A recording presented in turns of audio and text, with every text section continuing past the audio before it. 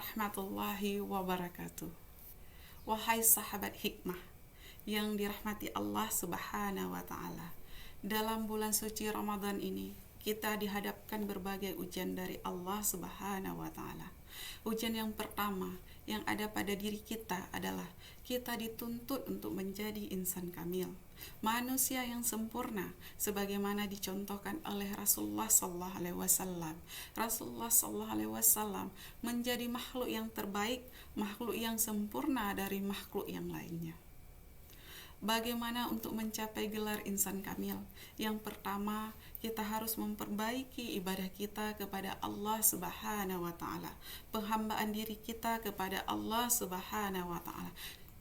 Sesungguhnya kami benar-benar telah menciptakan manusia dalam bentuk yang sempurna.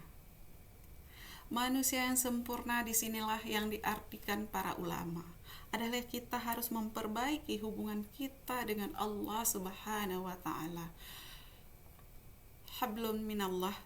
Bagaimana salat kita, bagaimana puasa kita, bagaimana zikir kita kepada Allah Subhanahu wa Ta'ala, dan bagaimana kita sehari-hari di dalam membaca kitab suci Al-Quran.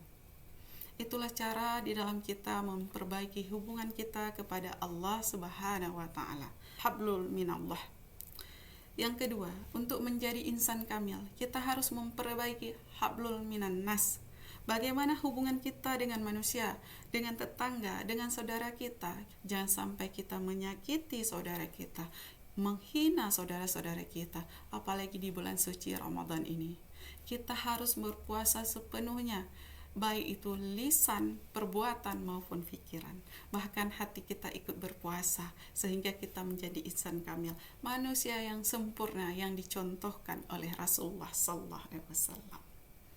Kemudian yang ketiga, hablul minal alam, yaitu memperbaiki hubungan kita dengan alam semesta, baik flora maupun fauna.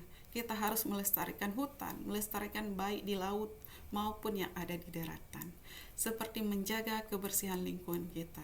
Di kampus kita, di rumah kita harus menjaga kebersihan, karena kebersihan itu adalah sebagian daripada iman. At-tahuru syakrul iman. Kebersihan, kesucian itu sebagian dari iman. Wassalamualaikum warahmatullahi wabarakatuh. Informasi beasiswa dan kuliah gratis di STAI Darul Hikmah. Telepon atau WhatsApp ke nomor yang tertera di sini.